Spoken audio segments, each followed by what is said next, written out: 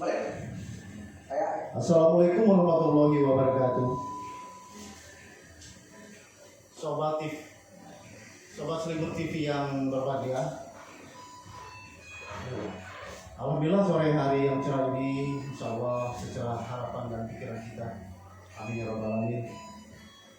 Barakallah, pada sore hari ini kita sudah kehadiran dua orang narasumber kita. Yang sebelah kanan saya, Bung Dr. Ardiansa SMSI yang harinya bergelut dalam konteks romantis budaya. Kemudian sebelah kanan saya telah hadir sobat saya, rekan saya, Bung Satriponi Bahrin Ranglawe SMK. Siap. Selamat datang Bapak. Alhamdulillah. Oke. Makasih. Untuk kali ini Ya, untuk kali ini kita akan membahas tema yang sedang menjadi tren isu di Provinsi Bengkulu, adanya perubahan penyematan nama ikon daerah. dari apa? Bumi Rafflesia Bumi Rafflesia menjadi Bumi Merah. Kami ingin kepada Bung memberi pencerahan kepada masyarakat kita, desa kita di Provinsi Bengkulu ini dalam konteks perspektif hukumnya. Ya. Mudah-mudahan nanti tidak ada lagi konflik ataupun polemik, justru hanya mengurus energi aja gitu kan. Kemudian juga nanti akan diperkokoh lagi dengan literasi dari Bung Ardi yang berkaitan kepada sejarah dan budayanya, baik itu dari kronologisnya gitu, kemudian juga dari semangat spiritnya, kemudian dari dari menjadi sebuah kebanggaan. Itu kan mempunyai nilai sejarah tuh. Begitu kan Bung? Betul. Nah, jadi di sana kita paham gitu loh. Setuju atau tidak setuju gitu kan. Akan nanti menjadi sebuah kesepakatan bersama. Istilah menjadi konsensus lah ya. Betul. Gimana, bisa dimulai? Mulai. Karim, bisa dimulai? Tak lagi histori ada kan? Oke sip. Coba cek ini apa? Halo. Oke. Cek. Bukan ini ngapa kalangin? Memori. Pinggir ya. Yuk kalau ini yuk pinggir. Oh, tinggi ini. Yuk itu kalau yang ini kita bisa sini. Oh, sini ya. Oke. Nah, jadi Pak Adi sampaikan aja. Oke. Ya. Jadi dia mau ngomongnya kita dari samping kalau gitu. Oke. Turunkan dulu itu. Mata ya. Oke siap. Oke ya. Oke mana? Kameramen bagus. Udah. Oke. Musik dikit-dikit Ben.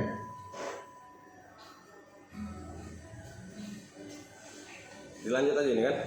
Iya, fotokan aja. Oh, nak foto dulu mah. Iya.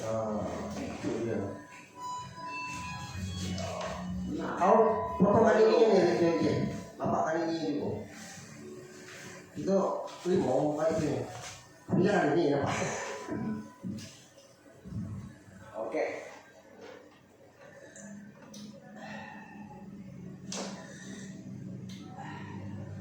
Nggak adil nampaknya yang ngopi nih. Ya. Kamar biasa di kafe.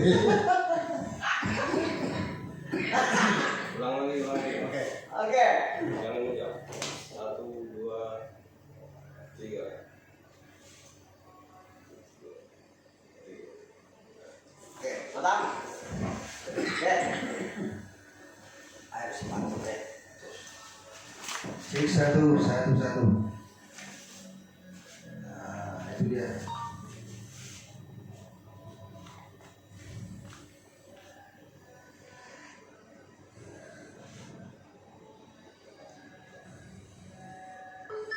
Aduh.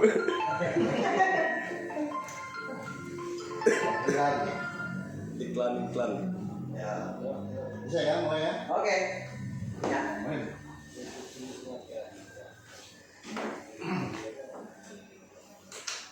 Assalamualaikum warahmatullahi wabarakatuh. Waalaikumsalam. Sobat Selimut TV yang berbahagia. Alhamdulillah kita kembali lagi mengudara setelah beberapa saat kita off. Pada sore hari ini, di sore hari yang cerah ini, insya Allah secerah harapan dari cita-cita kita semuanya. Amin ya Allah. Amin. Amin. Amin. Baik, Sobat Selimut TV yang berbahagia, sore ini di studio kami telah hadir kedatangan beberapa narasumber. Telah hadir sebelah kanan saya perkenalkan Bung Ardiansa, Dr. Ardiansa SMSI, yang lebih banyak berkutat kepada pemerhati sejarah dan budaya. Akan juga diperkuat nih, kan? Nanti bahasannya oleh saudara kita Bung Sasib Poni Bakrin Prabowo BSMH, yang kita tahu beliau ini adalah seorang advokat yang berada di Bengkulu, ya, yang cukup tenar namanya. Alhamdulillah, kalau datang Bu, mungkin akan lebih enak ya untuk arisan kita semua mendengar. Rasanya kita perkenalkan diri deh ya. Mungkin dari Bung Ardi dulu deh. Mungkin berasal dari mana, kemudian juga pernah bersekolah di mana, atau silakan saja, atau masih kecil ini bagaimana ketika masa-masa usia kecil itu yang dilaluinya. Secara global aja. Di sana mengenal sosok, oh ini loh, Bung Rangga.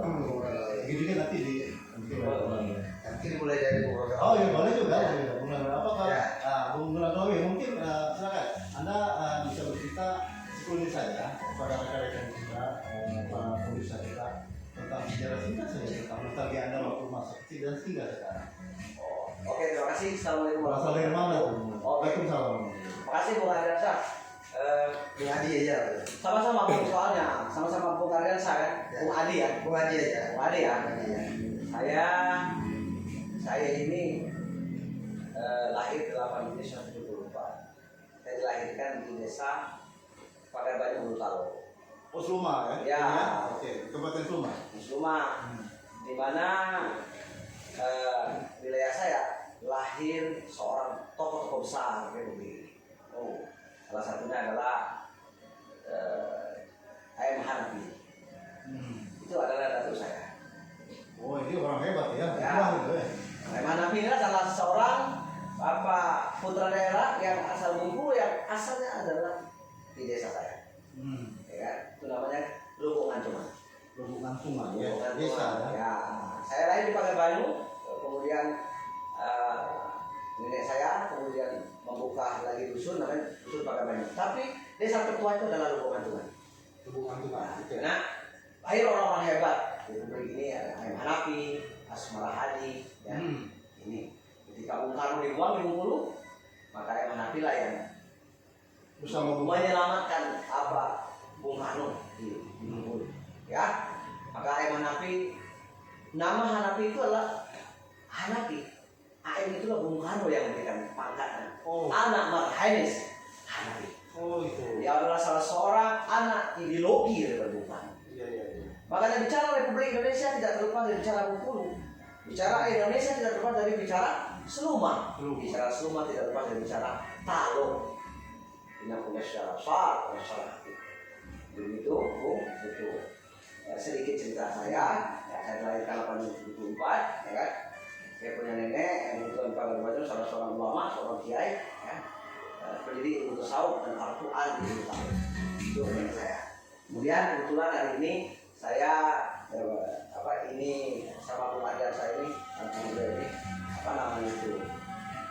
sama-sama di lembaga Timur sebagai Dewan Agung Ormas Lembaga Timur. Itu tempat komunitas anak keturunan Raja Sriwijaya. Alhamdulillah kebetulan juga saya dan beliau ini di atas kantor kita, kantor hukum advokat Dr. Syekh Cihadi Santoso Manggulawes.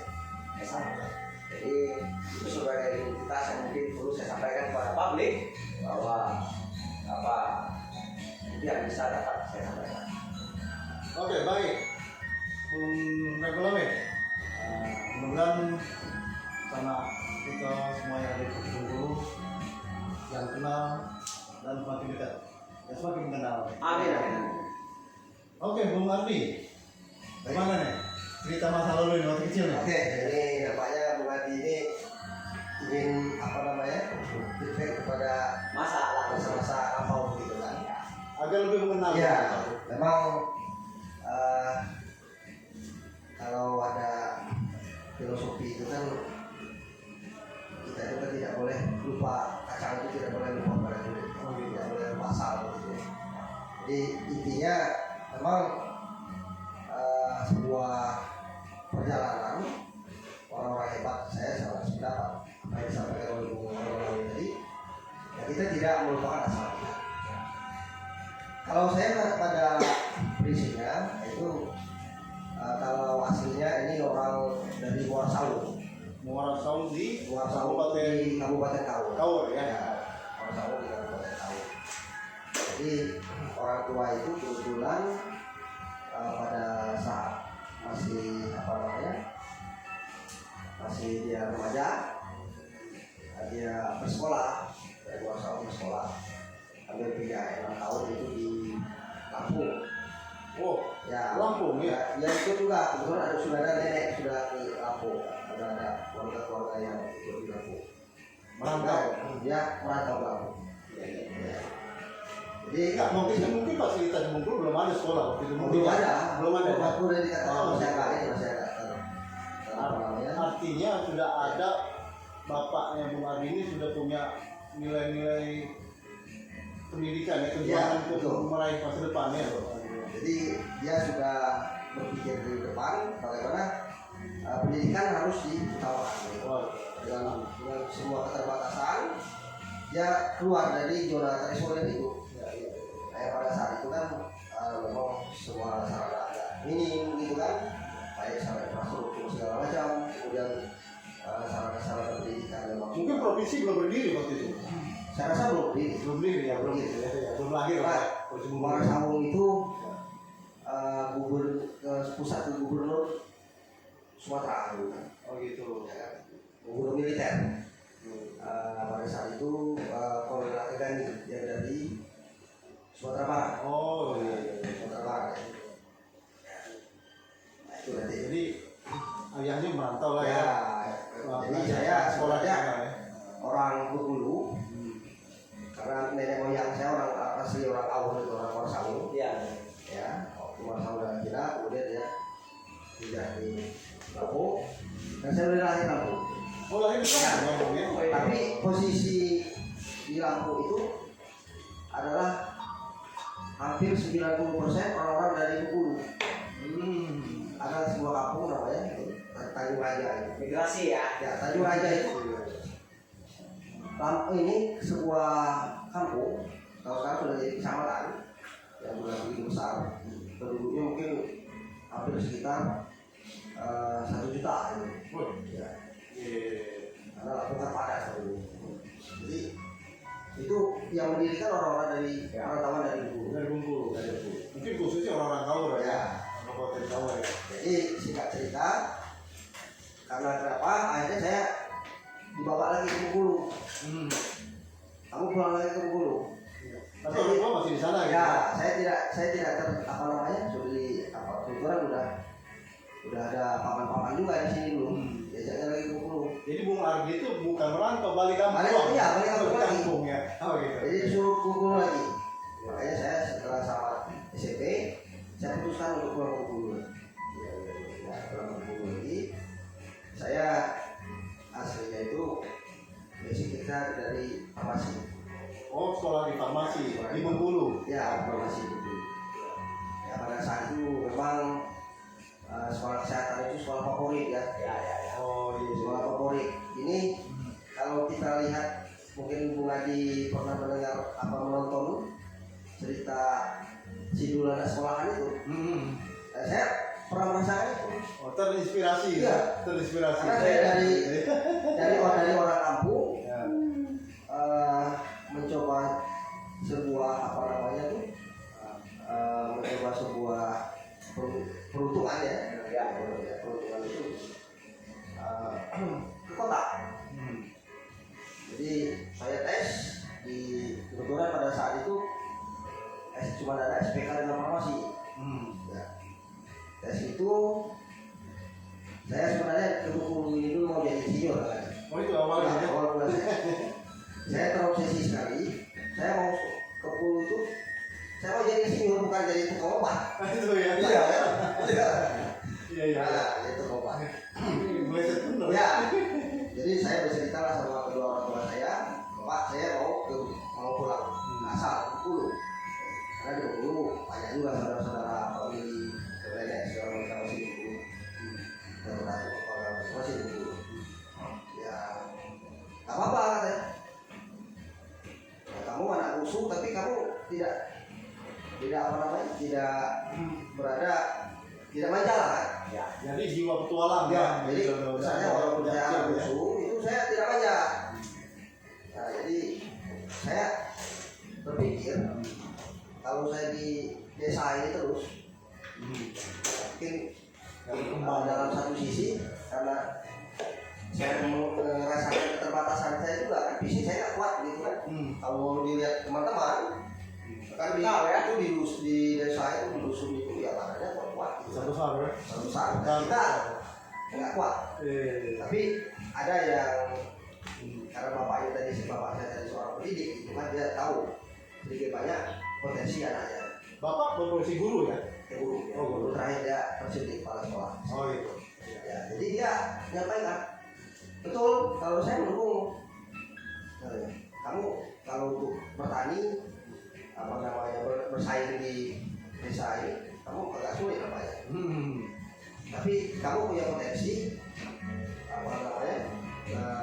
Kamu mau berpikir keras, punya apa namanya keinginan untuk maju, kemudian suka tantangan. Nah, makanya bapak saya itu menyarankan baru nggak apa-apa. Saya juga ingin berinsinyur. Aslinya ingin insinyur. Hasilnya insinyur. Ya, insinyur zaman dulu kan luar biasa kan. Iya. Tahun berapa ini? Tahun 89-90-an itu kan masih sangat ngetok insinyur Iya, gitu. sangat bergengsi insinyur. Hebat kan insinyur waktu itu ya? Iya, insinyur. Makanya saya datang ke Bengkulu ini, Iya. saya berjiwa, saya mau jadi insinyur. Nah, ketika sampai di Bengkulu, saya mendapati bahwa ada dulu namanya di Bengkulu cuma ada SPBMA ya. SPBMA tempatnya di daerah Satria Musri itu di depannya itu kalau nggak salah SPBMA. Sekolah pertanian. Ya, sekolah pertanian. Sekolah pertanian. Itu kan saya sempat membaca literaturnya, kemudian saya kok nggak insinyur nggak seperti yang saya bayangkan begitu kan? Oh iya. Prosesi kita Ya, itu luar biasa ya. Gitu, ya. Tapi kenyataannya kok lain, beda. Gitu. Beda. Akhirnya banyak juga masukan. Kalau kamu itu dulu di kesehatan ya, di farmasi.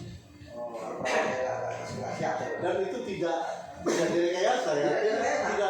Tidak dipikirkan Ya. di awal gitu untuk Ya. itu ya. Jadi anak desa ini tadi si Duli tadi pertama ikut tes farmasi. Yang pada saat itu peminatnya farmasi dan SPK itu membludak. Hubungannya. Masih diminati ya. Ya, karena kalau tamat SPK itu dia langsung jadi pegawai, langsung jadi PNS ya, langsung diangkat ya, langsung diangkat juga. Farmasi juga begitu, karena sangat mudah bisa dilakukan kerja. Tetapi dengan potensi yang besar ini, sayangnya banyak juga. Jadi saya itu ingatnya waktu tes di GOR itu posisi memperebutkan 40 orang yang diterima pada saat itu. Kuotanya 40 Ya, ya. katanya 40. Itu hampir 1.800 orang. Oh iya.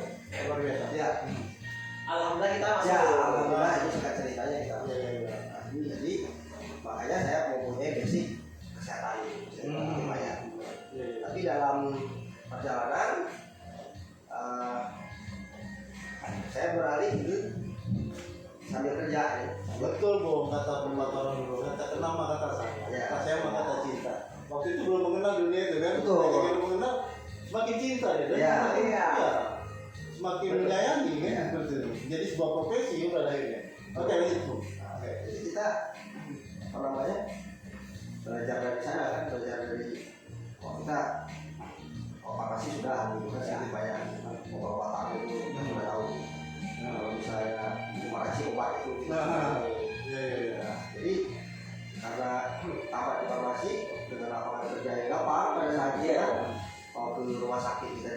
mau pihak pabrik itu terima, mau ke distribusi juga kita terima, semuanya kita terima. Banyak lah, lebar Ya. ruang Ya. lapangan kerja. Akhirnya saya sempat diterima di Agilus gitu. Oh, rumah sakit umum Nah, daerah. pada saat itu masih di Panarapan tempatnya di Oh. depan Iya. ya di depan pada harapan ya Oh, gitu. ini cuma saya. Jadi saya pikir kok saya sekedar dinas malam saja. Makanya Tapi saya pernah dilakukan, pernah pernah dijalani gitu ya? pernah jalan Oke. ya. Itu udah mau keluar SK pengangkatan itu. Jadi pada saat itu kalau nggak salah apotekernya itu Ibu Eda ya itu dari orang Jogja. Bu Erna. Apoteker dari Jogja. Nah, jadi begitu diterima mau dibuatkan SK ini pengangkatan. Saya terima juga di BUMN kan. Oh, Ya, BUMN. berlapis ya? Ya, berlapis. Di situ diterima, di rumah sakit, BUMN juga diterima. Ya, diterima juga. Kalau boleh tahu BUMN apa nih? Kimia Farma. Kimia Ya, Farma. sekarang Oh. jadi farmasi nasional nomor 1. Iya. Ya. Jadi Artinya masih linear lah ya. Linear, ya. Dari disiplin ilmunya dengan pekerjaan. Masih, Ya. masih. Walaupun tidak linear dengan cita-cita awal ya. betul. Tukang insinyur ya. Jadi itulah psikologi saya sampai di Bengkulu, kemudian akhirnya saya bekerja, kemudian ambil karena kita di BUMN tadi, ya kita sedikit banyak kan apa namanya selalu di training ya, di training apa segala macam. Akhirnya kita ditempatkan di posisi pada saat itu kita supervisor marketing. Masih muda waktu Ya. itu. Usia berapa tuh? Itu kalau di angka 23 lah saya pada saat itu ya. Termasuk cepat ya. Ya termasuk Pak. Iya. Terus Karena pada saat itu Kak itu lagi memang lulusan farmasi itu memang digembleng betul kan. Mulai dari sekolah yang sulit, kemudian kita qualified lah ya. Iya. tempat kerja itu kita dia bisa qualified. Gitu. Nah, kembali lagi nih dari sekarang ini bekerja memiliki sebagai profesi sebagai apa nih? Ya kalau sekarang hampir semua profesi kita pernah ikuti.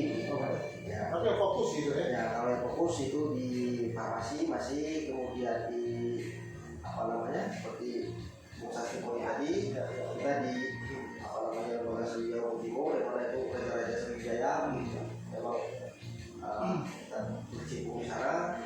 Kemudian kita juga di pemerhati media gitu kan.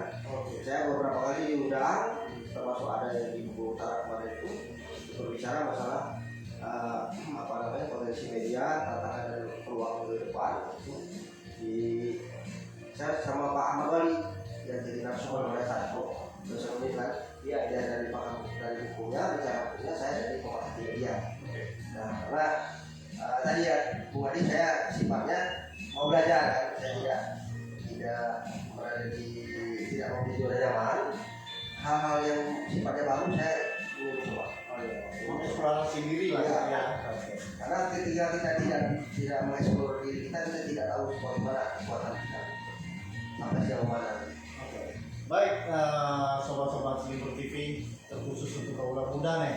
Ya, Jadi psikologi cerita dari dua narasumber kali ini itu benar-benar menjadi inspirasi dan memberi spirit bagi kaula muda.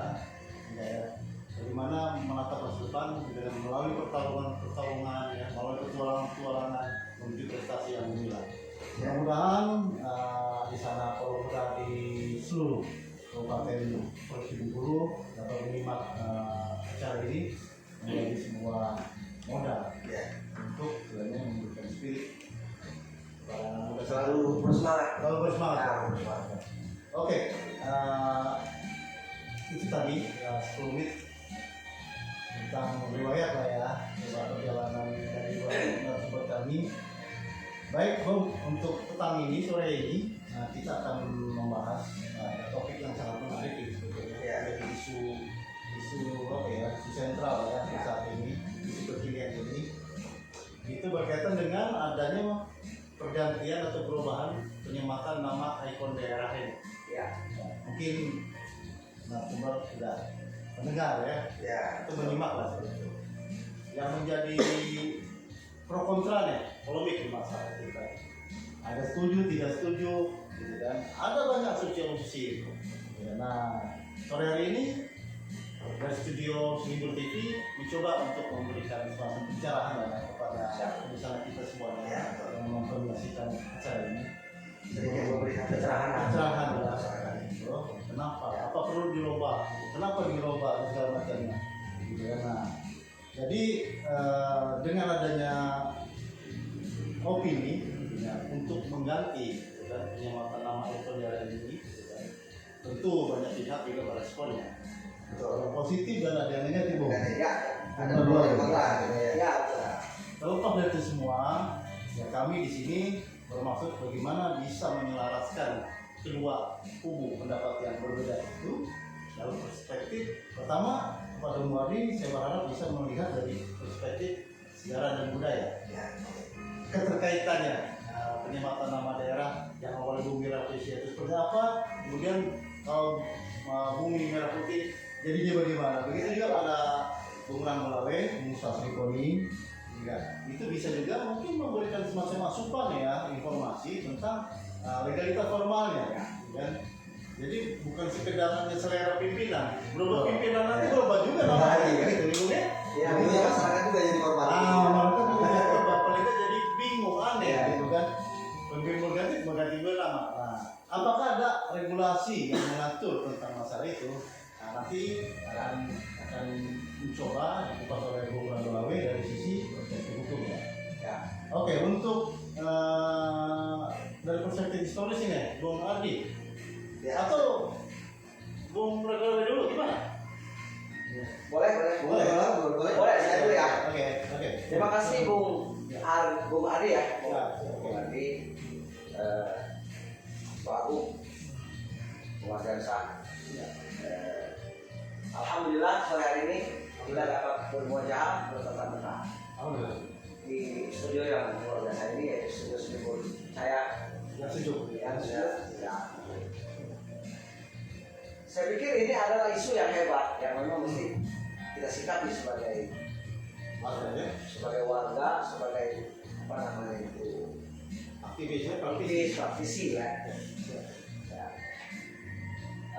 Saya melihat pada sisi regulasi hukum ya. Saya pikir ini boleh saja, sah-sah saja, ya kan? Asal saja apa namanya itu, kalau menurut Badan Riset dan Inovasi Nasional BRI, bahwa perubahan nama suatu daerah, ya, tapi ini satu daerah ya, kan? Daerah yang dipakai, tetap yang penting tetap mempertahankan identitas kultur masyarakat di wilayah setempat. Ya ini harus digarisbawahi dulu. Nah sekarang ini kan ikon, bukan perubahan Bengkulu, nama Bengkulu, tapi perubahan nama yang apa namanya itu, dari Bumi Merah Persia ke Merah Putih. Bumi Merah Putih. Nah, menurut apa namanya itu putusan peraturan pemerintah nomor 2 tahun 2021 tentang penyelenggaraan nama rupa bumi serta payung hukumnya, ya kan? Nah, ada sebuah resolusi kelompok pakar nama rupa bumi, ya kan? Bahwa boleh saja mengganti sebuah nama, ya, asal tidak menghilangkan sebuah identitas dari sebuah nama itu, ya kan? Artinya bahwa paling tidak ada beberapa apa namanya itu objek ya, yang memang harus dilakukan oleh Bapak Gubernur yang biasa. Ini kan pikiran beliau nih. Ketika beliau apa namanya itu menjadi gubernur, kemudian beliau kemarin berjanji dalam kampanye, kalau saya jadi gubernur Bengkulu nanti seluruh masyarakat saya ingin ganti nama. Boleh bilang jadi jargon ya. Ya, dari Bumi Merah Persia menjadi Bumi Merah Putih. Saya buka YouTube-nya dengan alasan karena Persia itu penjajah. Itu alasan beliau. Ya kan, secara apa logika gitu boleh masuk masuk ya. Lalu kemudian berikan pandangan mengganti nama menjadi sebuah nama ikon bumi merah putih. Maka karena itu dalam kesempatan ini saya berikan masukan kepada Pak Gubernur. Ada hal-hal penting yang memang harus dilakukan oleh beliau. Ya. 3 aspek ini yang tidak boleh hilang ketika bumi apa namanya itu rapresia diganti dengan bumi merah putih. Pertama aspek sejarah, aspek historis, ya kan? Aspek historis dari bumi rapresia. Kemudian kultur budaya. Jadi, kemudian pada sisi mungkin pandangan dari sisi ekonomi beliau. Ya. Jadi ada 3 aspek ini yang jangan dihilangkan. Maka oleh karena itu Gubernur sebagai kepala daerah yang punya usul itu, ada beberapa tokoh-tokoh yang memang beliau harus kumpulkan. Tokoh adat, tokoh pendiri Bengkulu, tokoh agama, akademisi, tokoh perempuan, kemudian praktisi hukum, ya kan? Kemudian stakeholder lainnya, ya kan? Iya, ya baru duduk dalam satu meja. Ini loh, ikon kita mau ganti nama dari bumi rapresia menjadi bumi merah putih. Nah, artinya bahwa musyawarah dulu, musyawarah, ya kan?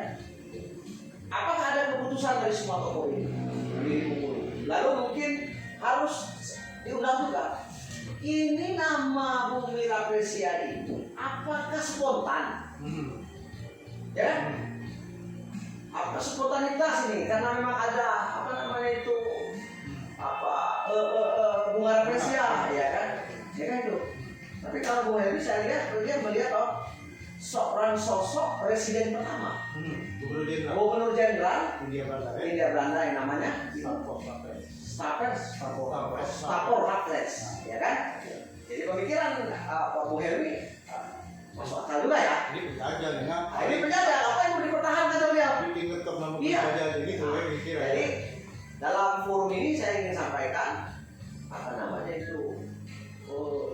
pikiran Bu Heri butuh dan boleh didukung.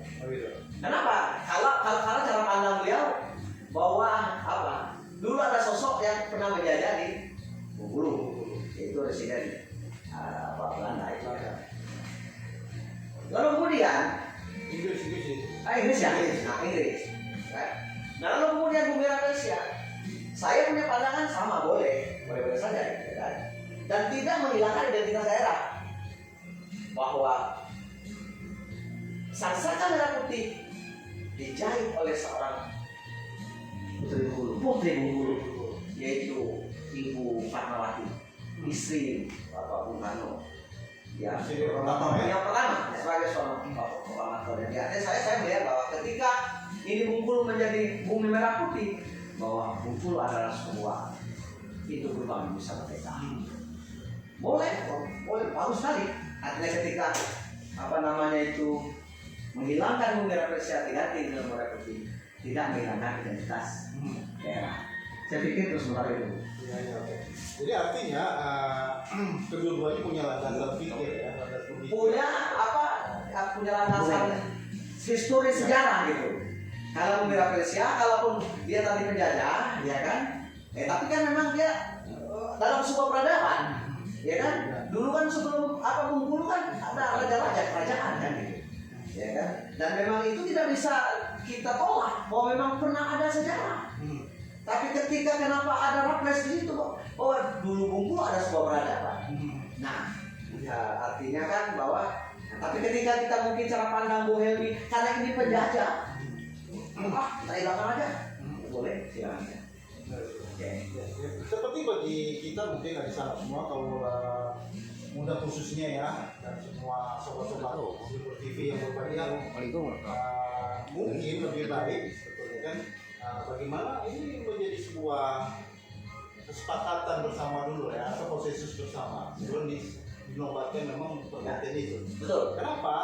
Karena kedua-duanya mempunyai landasan pemikiran, landasan sejarah dan segala macam. Ya. Dan gagasan-gagasan Bung Helmi juga selaku gubernur yang akan datang ini juga punya maksud tujuan juga, punya niat yang baik. Tinggal lagi sekarang kan mengkompromikan gitu kan. Nah, bagaimana ini menjadi sebuah kesepakatan bersama gitu kan. Ya, didukung kekuasaan political will gitu kan. Agar nanti betul-betul nama ini betul-betul mengabadi lah seperti itu. Betul.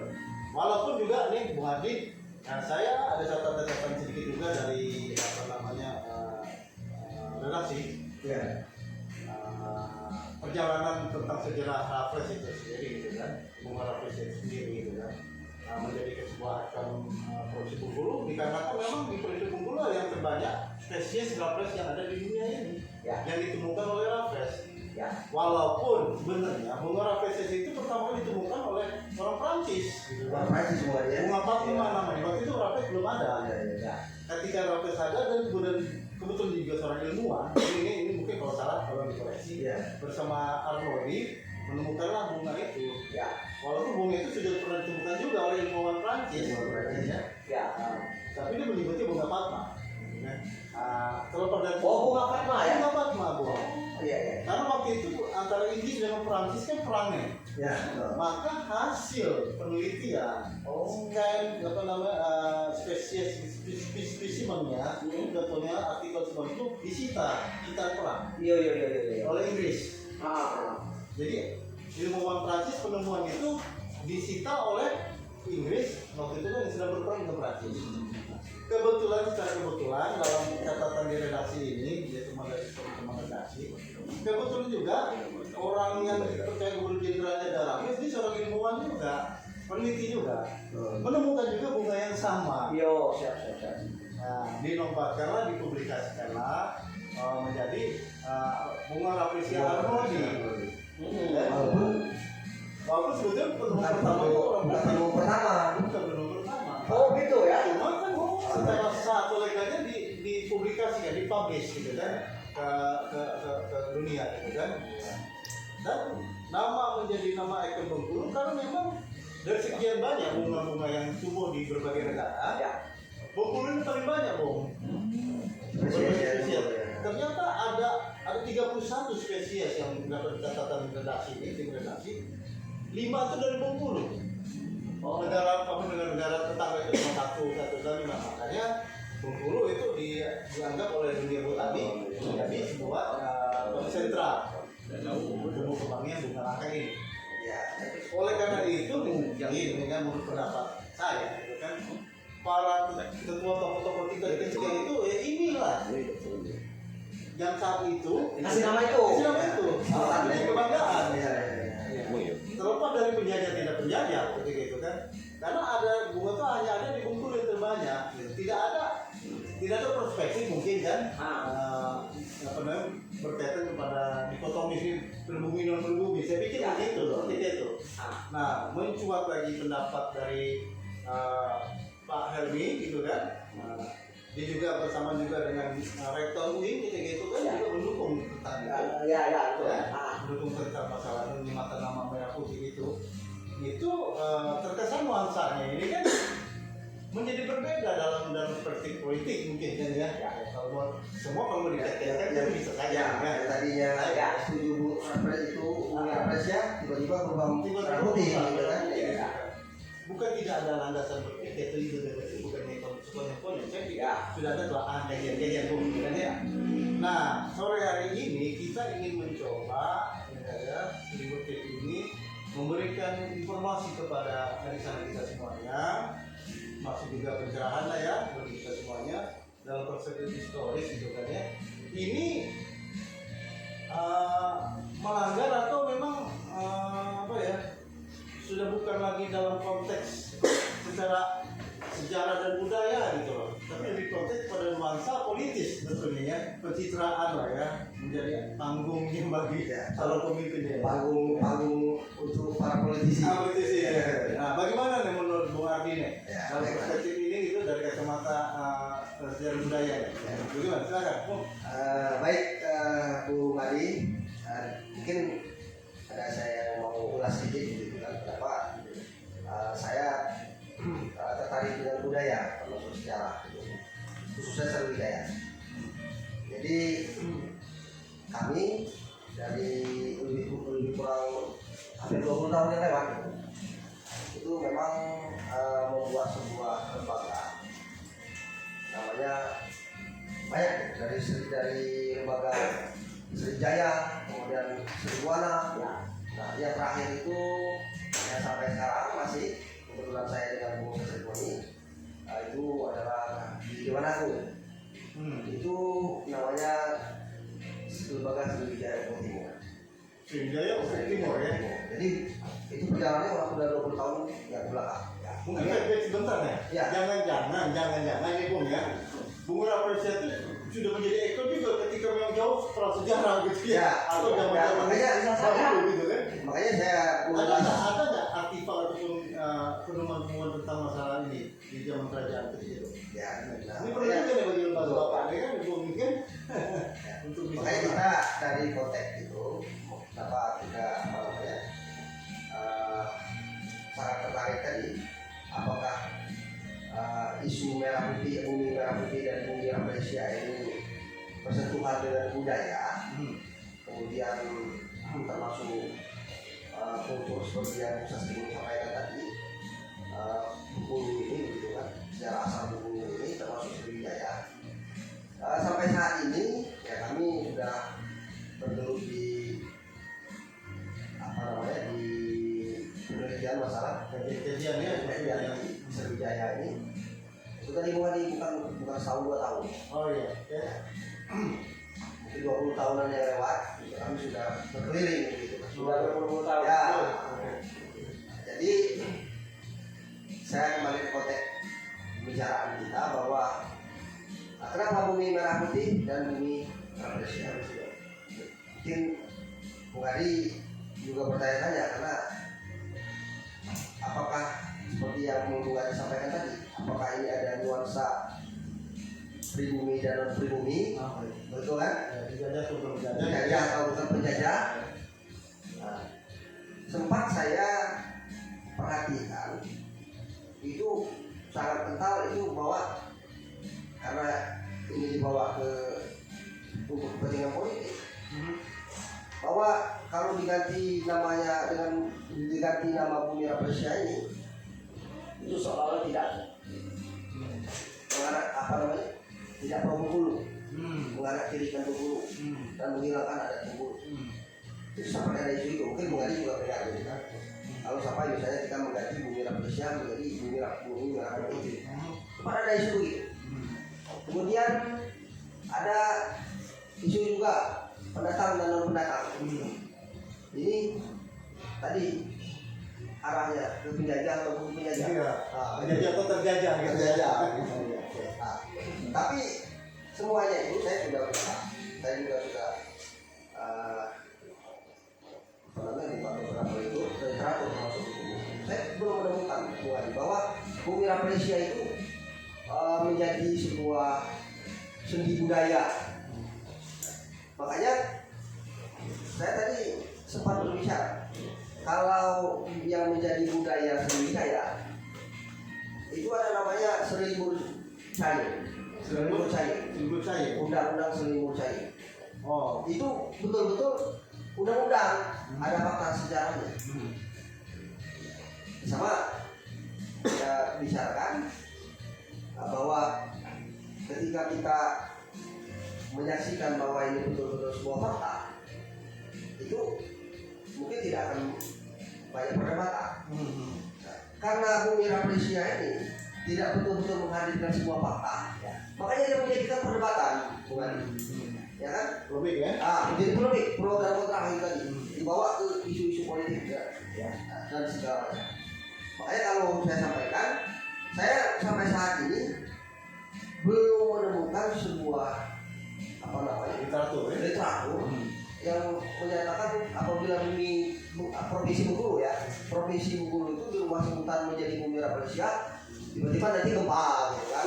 Tiba-tiba nanti misalnya ya kalau bahasa kami orang selatan itu ngomong tuh Bali pemali ya, Pemali. pemali ataupun melanggar apa namanya itu, melanggar adat sehingga kita harus terjamah segala macam. Nah, saya belum menemukan itu. Makanya benar yang disampaikan oleh Bung Sasribon bahwa dia sudah membuka itu apa namanya gubernur terpilih dari Pak Biasa bahwa ini konteks kita arahnya ke kebangsaan gitu kan. Saya juga sudah membuka itu gitu ya.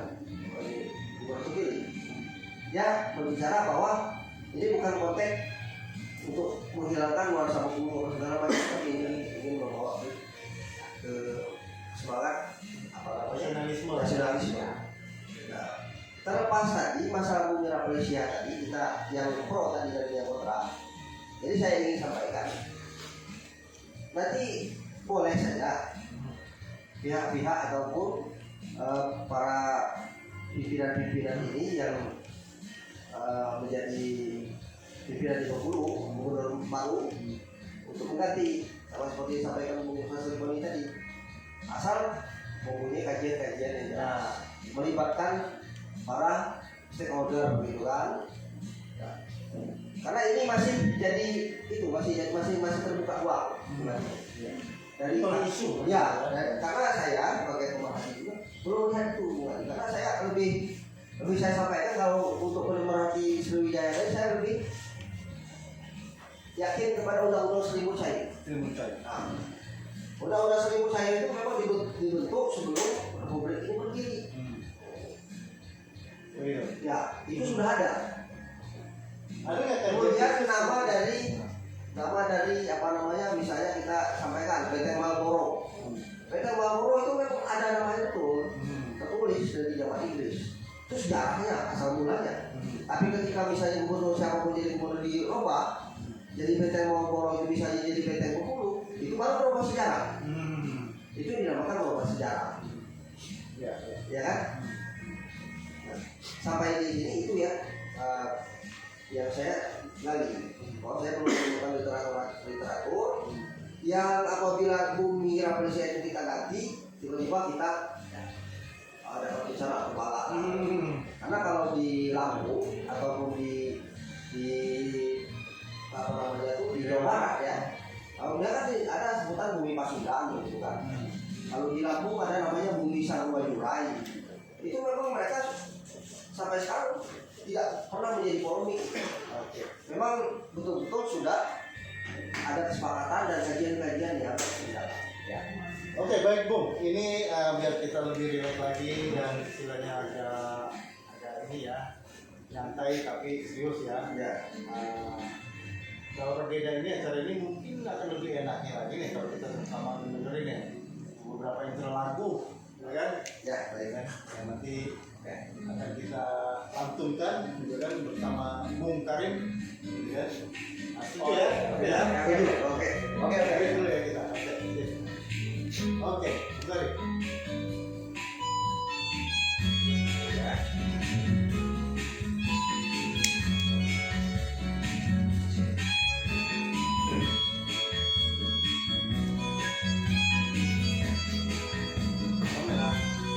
Engkau terbilang malam cemerlang bagaikan bintang timur sedang mengembang. Tak jemu-jemu mata memandang. Aku namakan kau juwita malam. Sinar matamu menari-nari, masih menembus ke dalam jantung kalbu.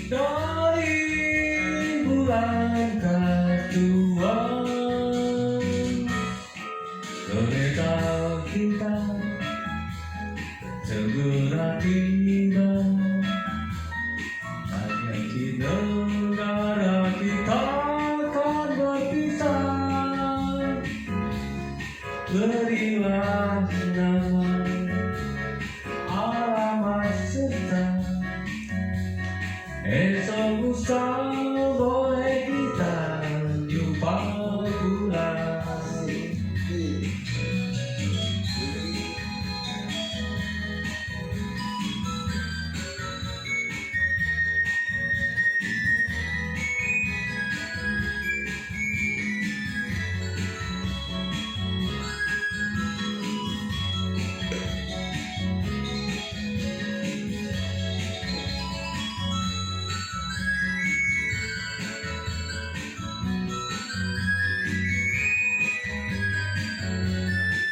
Sinar matamu menari-nari masuk menembus ke dalam jantung kamu.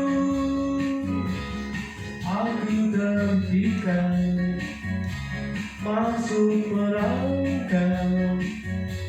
Apa daya asmara sudah melekat. Juwita malam,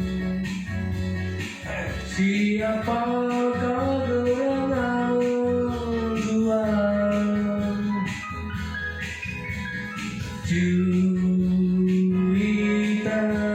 malam, dari bulan Katuan. Kereta kita segera tiba di jati negara kita akan berpisah. Berilah nama alamat serta esok lusa boleh kita jumpa pula. Berilah nama alamat serta esok lusa boleh kita jumpa pula.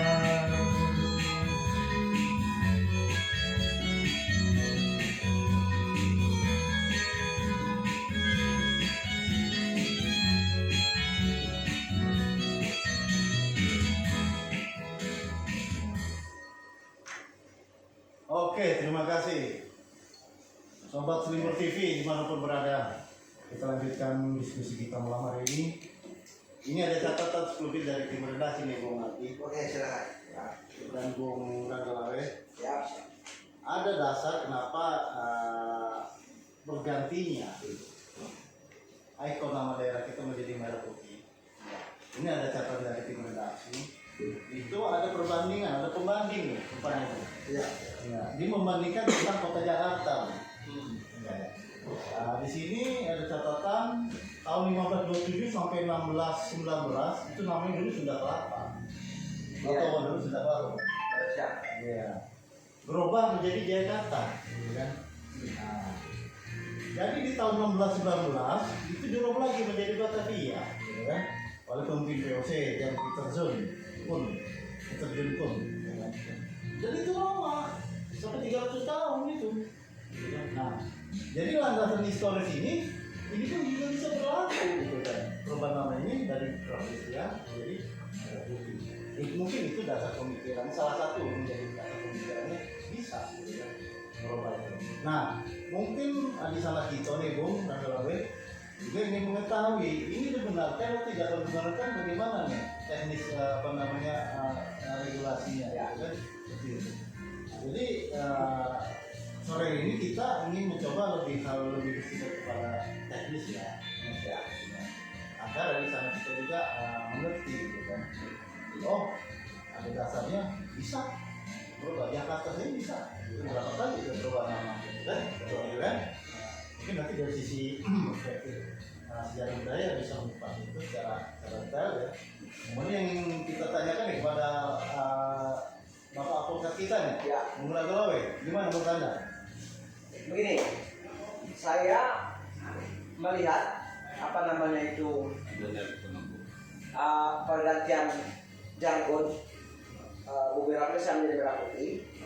Ini bukan pada tataran apa namanya itu melakukan perubahan secara administrasi gitu. Oh, bukan Ya begitu. Artinya bukan kita Merubah nama merubah nama Bengkulu menjadi Bengkulen misalnya. Ya. Dari Bengkulu menjadi Bengkulen. Kalau itu nanti akan ada sebuah apa namanya itu kesalahan fatal, kesalahan administratif. Ya, namanya rusak. Ya kan? Karena itu sudah disahkan pendirian Bengkulu, namanya Bengkulu. Provinsi Bengkulu. Ya kan? Ini saya melihat. Artinya saya melihat kalau memang ini julukan sekedar julukan kan, dan mau dirubah menjadi sebuah nama merah putih, saya pikir tidak terlalu menjadi ada dampak apa namanya itu implikasi pada masyarakat yang mungkin terjadi kekacauan atau Malah gitu ya. bencana gitu. malah bencana, saya begitu, ya kan? Jadi artinya makanya saya melihat dalam hal ini, kalaupun ini persoalannya bukan kita mengganti nama Bengkulu, tapi hanya sekedar julukan atau ikon, Ya. tapi tetap juga menurut saya Hasan Pak Gubernur baru itu mengundurkan para tokoh Bermusyawarah. bersuara bahwa paling tidak 3 aspek yang harus terpenuhi ya, ketika ganti nama Republik Bumi Indonesia ke Merah Putih. Aspek historis, ya, sejarah, filosofis, dan akademis. 3 tiga apa namanya itu aspek ini yang harus ada dalam sebuah pemahaman apa Bengkulu itu bumi merah putih. Ya kan? Saya melihat kalau bicara historis merah putih masuk. Tadi saya sudah katakan bahwa Bengkulu adalah gerbang Indonesia merdeka. Tanpa Ibu Fatmawati tidak akan pernah ada bendera merah putih.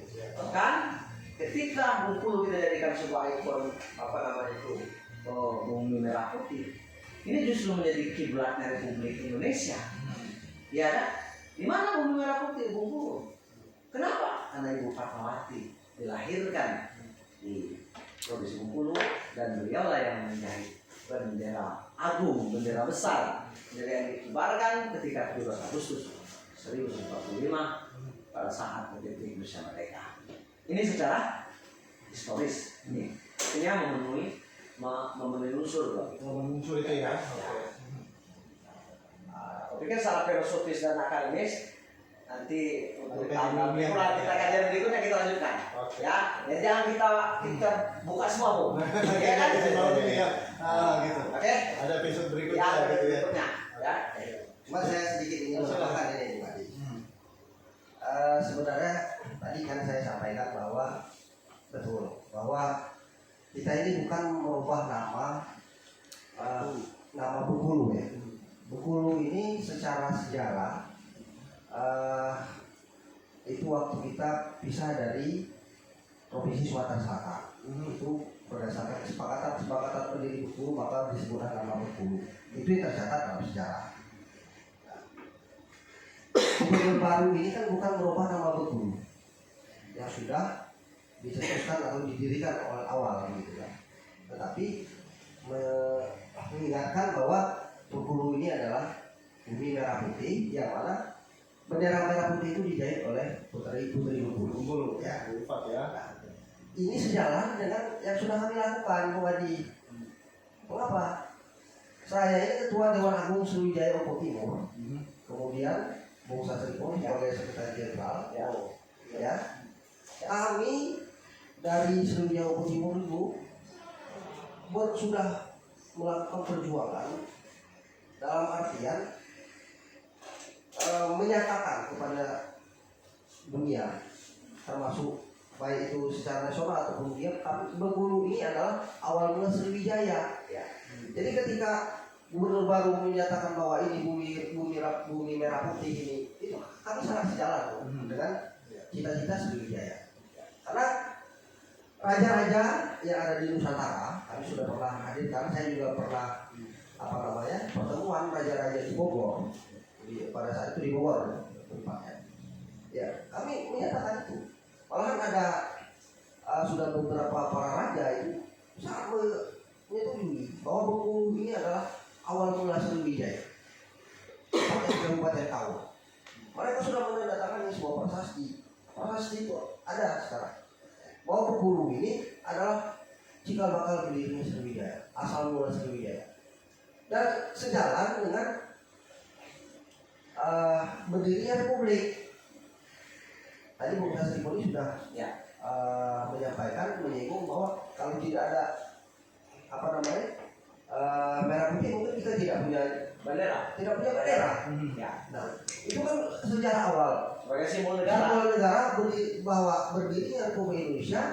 Selain diproklamasikan, ada sebuah bendera yang diagungkan, yang diangkat ke langit, itu dihormati ya, sebagai simbol negara. Yang mana itu dijahit oleh Putri Bengkulu yang bernama Fatmawati tadi. Kami dari Lembaga Sriwijaya Abu Timur sudah melakukan perjuangan awal sebelum isu Bumi Merah Putih dan Bumi Rafflesia ini bergolak sekarang ya, sangat sensitif sekarang ini. Kami sudah memperjuangkan Bengkulu khususnya itu adalah awal mula Sriwijaya, dan itu sudah diakui oleh para raja-raja se-Nusantara. Ya. Nah, jadi ini sangat sejarah. Oke, mungkin begini Bung ya, saya melihat suasana yang berkembang di masyarakat itu ya, itu mungkin keidentikan ya. Jadi masyarakat kita pada umumnya gitu kan, relevansi ya gitu kan, antara Bumi Merah Putih dengan Bumi Rafflesia menjadi ikon di Provinsi Bengkulu ini. Mungkin dari sudut pandang keunikannya atau spesialisasinya atau spesifik lah ya, boleh katakan sangat spesifik sekali bunga gitu kan, karena memang betul-betul memang dari Bengkulu punya cerita sendiri dengan Bengkulu. Ya. Nah, satu sisi ada juga masyarakat gitu kan membahasnya kalau merah putih itu terlampau umum gitu loh, terlampau tidak menunjukkan keidentikannya gitu loh. Nah, artinya merah putih adalah jauh sebelum Bengkulu lahir, di Nusantara sudah ada gitu kan, simbol sebuah kerajaan itu adalah berwarna merah dan putih ya, gitu kan. Terlampau meluas sekali. Mungkin dianggap tidak menunjukkan spesifikasi sebuah keunikan itu tadi. Mungkin begitu ya kalau kaitannya dari kacamata yang berbeda gitu kan. Di mana relevansinya? Di mana nilai-nilai yang akan diangkat itu terhadap merah putih yang hanya artinya bisa menjadi lambang negara kan ya. Makanya saya potong sedikit Bu Adi. Gimana keunikannya begitu Bengkulu itu gitu. Makanya tadi kan sudah saya sampaikan ini sumbang sedikit. Ya memang isu ini bukan untuk menundukkan sejarah.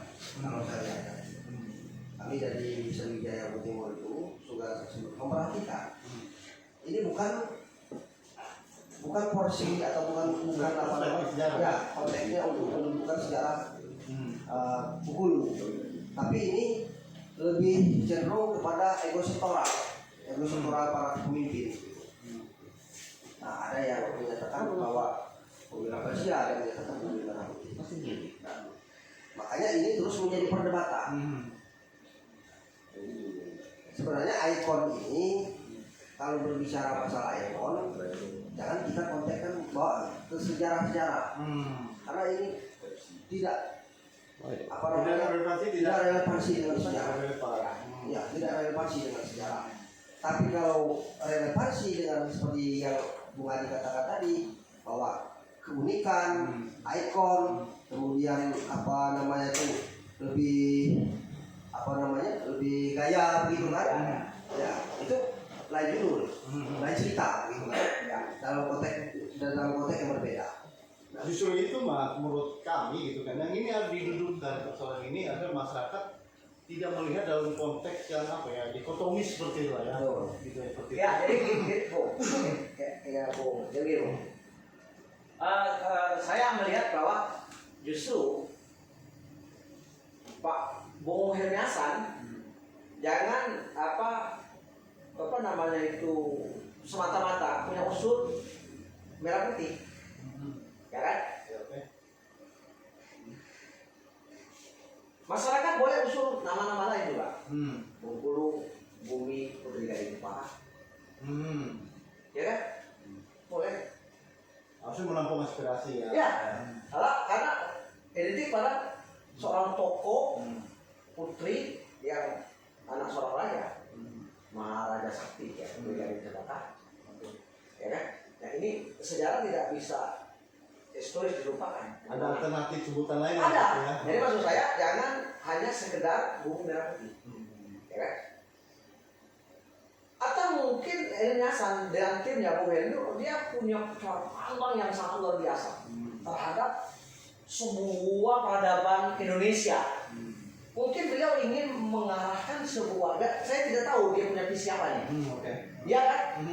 Bahwa Indonesia apa ini ya, kalau cara pandang saya tadi ya begitu. Kalau cara pandang saya ketika ini dideklarasikan bumi merah putih menjadi bumi merah putih kepada dunia, diumumkan kepada seluruh Nusantara bahwa Indonesia ini merdeka tanpa Bengkulu karena tidak ada merdeka. Ya kan? Kalau itu yang dimainkan ya sedemikian rupa cukup bagus, cukup hebat maksud saya kan. Artinya berpikir bahwa apalagi oleh beliau sebagai Prabowo Wijaya berbicara sebuah peradaban Sriwijaya masa lalu dan di mana sebuah sejarah Sriwijaya yang punya peradaban yang hebat, beradab, bertata krama yang luar biasa. Sejarah itu tidak dilupakan. Oh, bangsa ini tanpa Sriwijaya tidak akan ada. Jadi maksud saya, kalau memang Bung Helmi tetap bersikuku itu, ini harus diflurkan, disampaikan kepada Pak Anies. Begini loh, saya siap bantu beliau. Saya punya pemikiran, tapi ini loh untuk berpikir Bengkulu lebih besar. Bahwa Bengkulu ini tidak marwah Bengkulu lah ya. Iya. Panggung Bengkulu. Iya itu betul. Tinggi lagi. Begitu. Artinya bahwa nanti ini teman-teman di DPR RI harus berpikir bahwa Bengkulu ini daerah khusus gitu.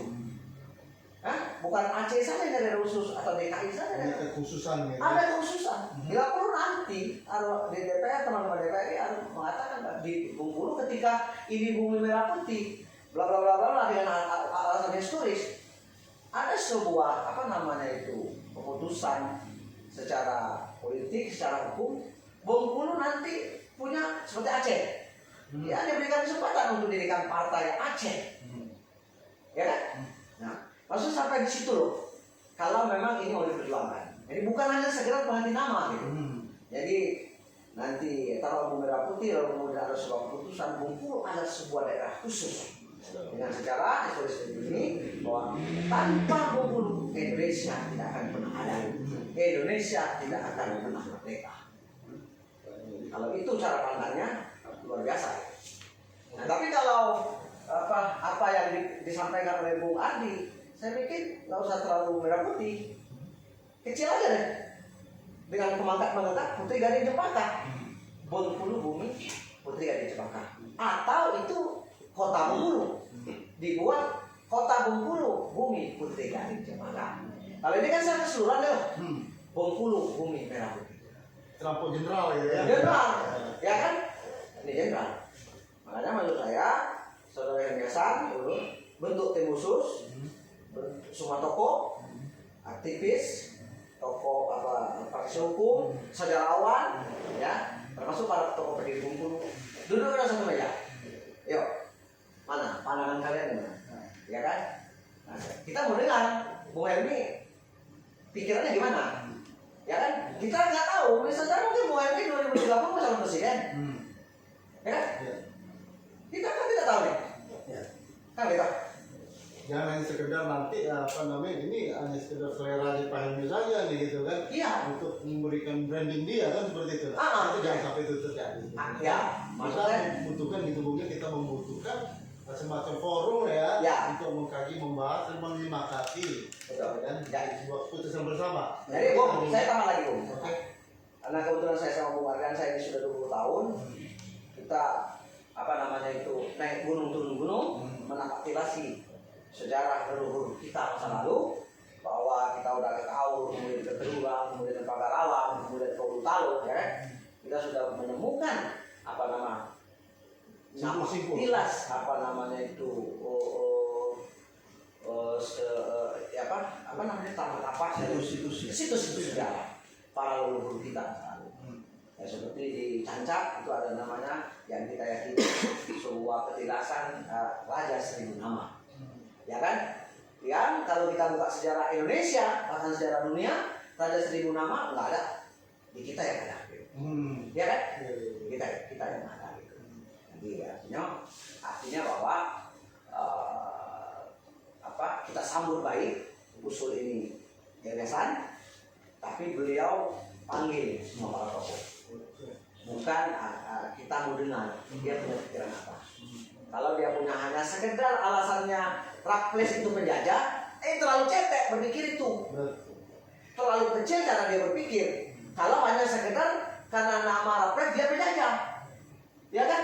Taruhlah memang pernah penjajah, tapi histori peradaban tidak bisa terlupakan. Karena memang betul Indonesia Bengkulu ini dulu pernah ada sebuah resi dari Keresiden Belanda, dan itu adalah sejarah yang tidak bisa dilupakan. Nah, bukan Belanda, adalah Inggris ya. Inggris ada benteng Marlborough kan, ya kan? Ya kan gitu. Nah, apakah benteng Marlborough itu kita hancurkan?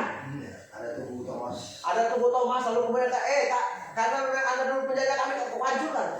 Hah? Enggak boleh, ya kan?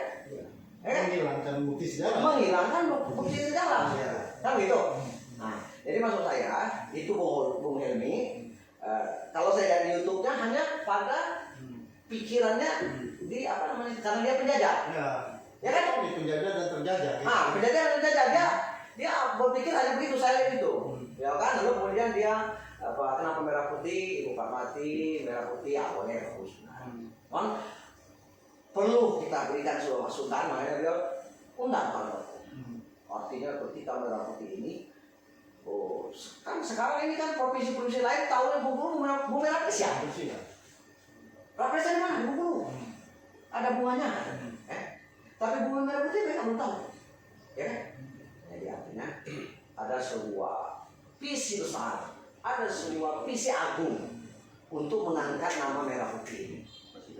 Begitu kayaknya. Betul, dengan penjelasan oleh gubernur diadakan forum ya gitu ya, agar ada kesepakatan bersama gitu ya, menyepakati bahwa memang perlu dan penting untuk merubah nama itu. Betul ya. Terus saya tambah sedikit, ya, nama ini menarik. Apa ada sebuah kenyataan Bung Ardi bahwa beberapa tahun yang lalu ya pernah kumpul para raja dari Nusantara telah sepakat bahwa Bengkulu ini adalah peradaban awal. Awal peradaban Sriwijaya. Itu ditandatangani oleh semua raja-raja Nusantara. Nah, ini maksud saya sebagai sebuah kita sebagai putra leluhur, sebagai sebuah spirit, sebuah semangat bahwa kita ini bukan sembarangan gitu. Ya kan? Sama dengan berpikir pemimpin Indonesia masa depan. Kita lebih duluan peradabannya. Iya, pemimpin masa depan Indonesia masa depan. Saya tidak sepakat setiap pilpres, setiap pilkada mendikotomikan antara Jawa dan Sumatera. Kan gitu loh. Kenapa? Karena memang Jawa lebih banyak, karena undang-undang suara terbanyak dia menjadi pemilih. Nah gitu. Maka tetap Jawa yang akan menjadi presiden Republik Indonesia ke depan. Ini maksud saya. Ya kan? Ketika Bung Helmi mencetuskan kalimat merah putih ini mengangkat menghilangkan dikotomi ketika pilpres bukan Jawa, Sumatera, dan baik jadi secara nasional. Artinya bahwa kita berharap bahwa ada sebuah doa, ada sebuah harapan dari bumi dari bumi akan ini suatu saat nanti toko besar toko Bengkulu ini akan memimpin dari Republik Indonesia ini sesuai dengan apa yang dikatakan Bu Amin. apa sebuah peradaban agung itu kita dari Sriwijaya gitu ya kan kalau kita ngelihat bagaimana pemimpin kita hari ini yang kita berharap mudah-mudahan dengan Presiden Prabowo ini bisa merubah sebuah situasi Republik Indonesia yang stabil, yang sejahtera masyarakat. Insya Allah mudah-mudahan ya kan artinya gitu. Ya kita sangat ini juga ya, iya kan, para pemimpin kita, mulai dari para menteri, para gubernur, bupati se Indonesia ini kan hampir sekian persen berhadapan proses hukum, ya kan? Ini yang mungkin yang memang harus menjadi konsen kita. Artinya ketika nama Bumi Indonesia berubah menjadi sebuah merah putih, ada sebuah visi besar. Itu sebuah harapan kita. Mantap. Oke. Ya, Gimana? jadi Bukan ini. sebelum ditutup saya ada penambahan di statement bahwa ketika nanti kita sepakati bahwa Bengkulu menjadi bumi merah putih dengan kesepakatan itu merupakan dengan kesepakatan yang sudah dideklarasikan nanti tentunya oleh para stakeholder tadi. Jadi ini akan menjadi sebuah ikon baru. Ya. Energi baru. Ya. Ikon baru. Mengapa? Ini kembali kepada sejarah awal yang menunjukkan bahwa saudara saya sampaikan tadi bahwa Bengkulu adalah sebuah peradaban awal Sriwijaya, kemudian peradaban awal Republik. Iya. Itu dimulai dari Bengkulu. Ya. Karena mengapa saya membaca begitu? Karena ketika diasingkan di Bengkulu, sesudah pulang dari Bengkulu, baru Indonesia merdeka. Betul begitu kan? Nah, bukan misalnya diasingkan ke daerah Timur sana, pulang dari daerah timur itu Indonesia merdeka. Tapi setelah diasingkan di Bengkulu, Bung Karno beliau ke Jakarta, Indonesia merdeka. Ya. Dan di sana bertepatan juga dengan Putri Bengkulu menjadi bendera negara. Jadi itu statement penutup kita pada pembicaraan sore hari ini. Oke, mungkin tadi pemikiran kita menjadikan closing statement ya gitu kan. Kita berharap semua memberikan semacam stimulan Ya. perangsang bagi para sahabat-sahabat Seribu TV untuk dapat mungkin memberikan semacam pemahaman agar gitu kan tidak lagi menjadi sebuah polemik, tidak lagi menjadi sebuah konflik gitu kan. Kesimpulan ada pada sahabat-sahabat itu semua. Ya. Terima kasih banyak Bung. Oke.